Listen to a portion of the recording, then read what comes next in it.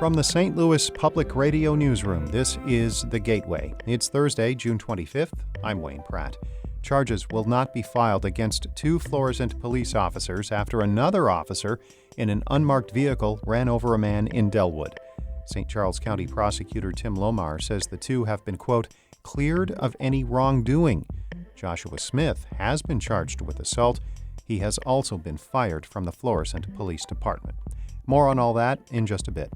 Also today, the pandemic has wiped out most summer cultural events in the region, like Big Muddy Blues Festival. That's the bridge builder. That puts each other in each other's faces, and you have no choice but to smile or talk. You have no choice but to sit next to each other, and it doesn't matter what color you are.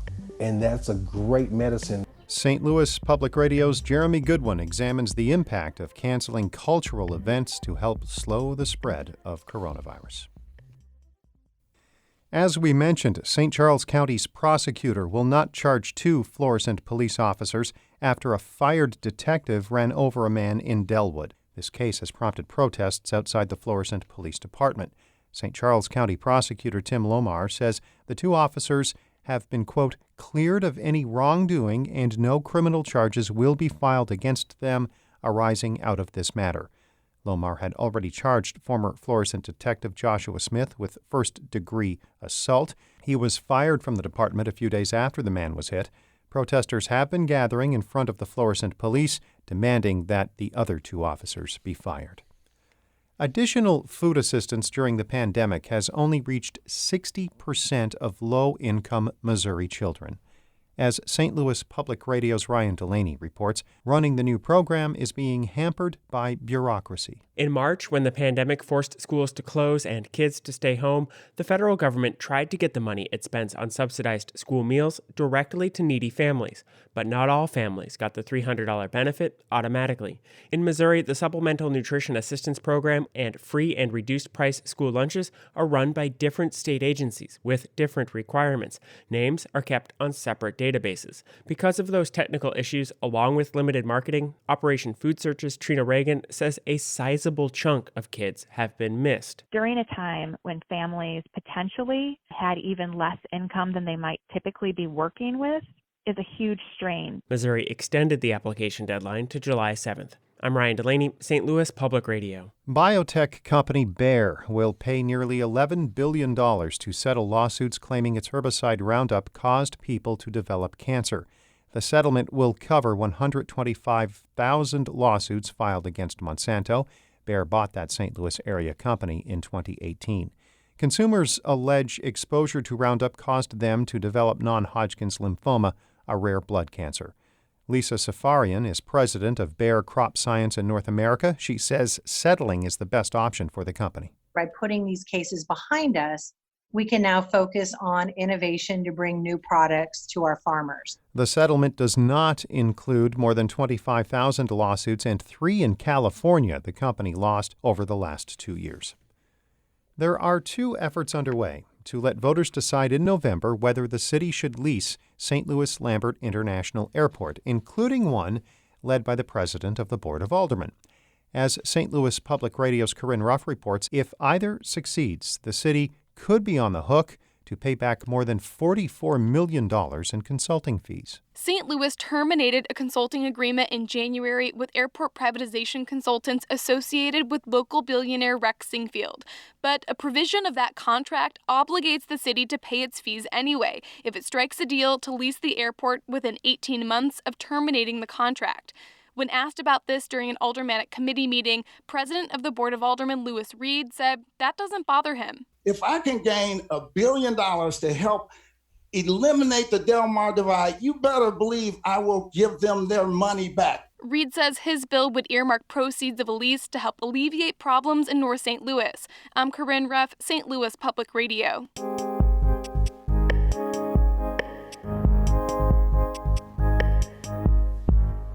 Live cultural events are a big part of summer for many in the St. Louis region. Musicals at the Muni, the Big Muddy Blues Festival, and the Whitaker Concert Series are on the list of cancellations this year to help stop the spread of coronavirus.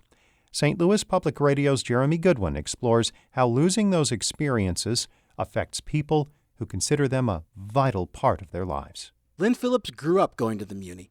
So did her mother and her grandmother. This summer, she'd be taking her own daughter to shows, but the season is canceled because of the coronavirus. Now the place is a reminder of what's missing. We were taking a drive through Forest Park the other day, and we drove past that front gate with the flags hanging down, and there was actually a knot in my stomach, the kind that you get when you feel a deep loss. It's palpable. Not far from that front gate on a recent morning, Muni Managing Director Kofi Coleman is standing in front of the theater's 11,000 empty seats. He's thinking about the people who should be sitting there later that night. You know, if we talk about what's difficult about not having a season this summer, the hardest part is missing the people that come out to see the shows and seeing how much this matters to them, you know, and knowing that they don't have that. That's what's hard. It's hard in a lot of ways. When something is part of the fabric of the city, you can't just unstitch it without tearing something. Washington University professor of theater and comparative literature Henry Chevet says the Muni is wrapped up in the very definition of what St. Louis is. The idea of the musical here in Forest Park is something that is central to the city's understanding of itself. So what happens when a virus takes that away? Chevet says a visit to the Muni or to Shakespeare in the Park fulfills more than just our desire to have a fun night out. It gives us a communal experience that we desperately need. There's more than just the play. There's the socialization. There's the mingling of gender, of ethnicity, of age. There's everything involving the sort of connection with other people. Chevet says that applies to any form of performing arts, including live music, which in a typical summer you could hear all over the place in St. Louis. Laclede's Landing is usually host to Big Money Blues Festival. Alonzo Townsend emceed it the past few years. He says that when we celebrate the blues, we celebrate St. Louis itself, that the festival is part of the very quality of life here. That's the bridge builder. That puts each other in each other's faces, and you have no choice but to smile or talk. You have no choice but to sit next to each other, and it doesn't matter what color you are.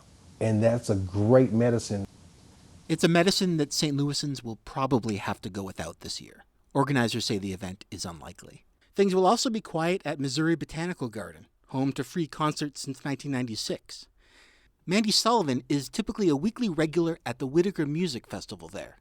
When she moved to St. Louis 10 years ago, it gave her a way to get to know people. Now she's got her routines down pat. Where to lay her blanket out for her and her friends, where to go watch the garden's bats fly around at sunset.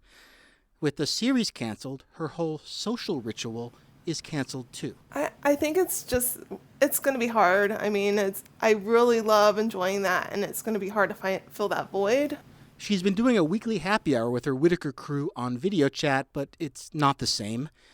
It's also not quite the same when we watch streaming performances on the web.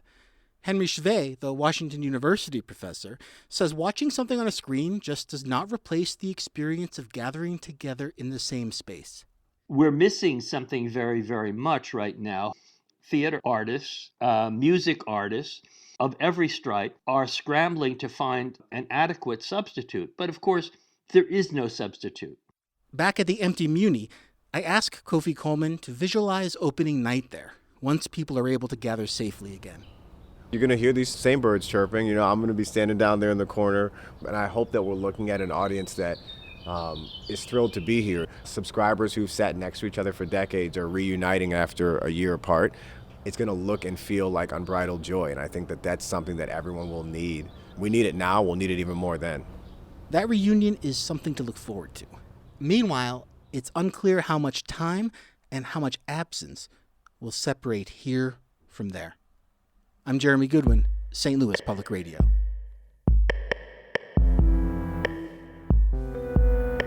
Our David Casares edited that report. Shula Newman is the executive editor of St. Louis Public Radio, music by Ryan McNeely of Adult Fur.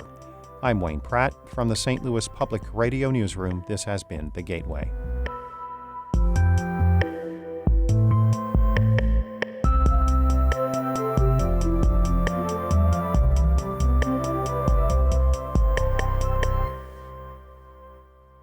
Support comes from the Missouri Forest Products Association, providing more than 41,000 jobs in the production of wood pallets, railroad ties, white oak barrels, hardwood floors, and more. Details at choosewood.com.